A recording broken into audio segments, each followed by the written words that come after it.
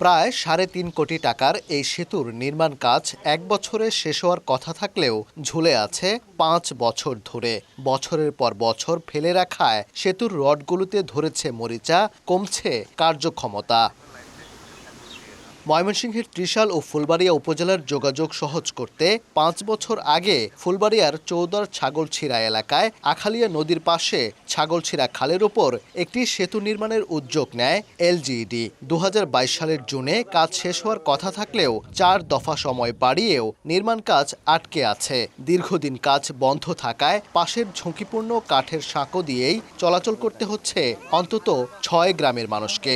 নিত্যপণ্য ও কৃষিপণ্য পরিবহন এমনকি রোগীদের হাসপাতালে নিতেও বিকল্প পথে ঘুরে যেতে হয় ৫ থেকে ৭ কিলোমিটার।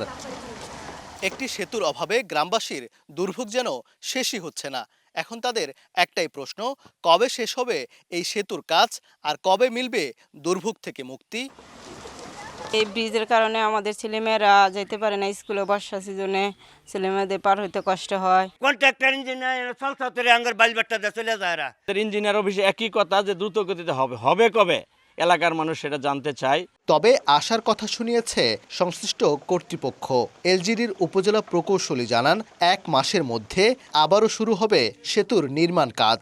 বন্ধ থাকা এই কাজটি পুনরায় চালু করার জন্য উদ্যোগ নিয়েছি। আমাদের ঠিকাদারের সাথে যোগাযোগ হয়েছে। আশা করি আগামী ১ মাসের মধ্যেই আমরা কাজটা শুরু করতে পারব। এলজিডির তথ্য মতে ২০২০ সালের ডিসেম্বরে ঠিকাদারি প্রতিষ্ঠান ইসলাম ব্রাদার্সকে ৩,৪২,০০,০০০ টাকা ব্যয়ে ৬০ মিটারের সেতুটি নির্মাণের কার্যাদেশ দেয়া হয়। ওবায়দুল হক, সময় সংবাদ, ময়মনসিংহ।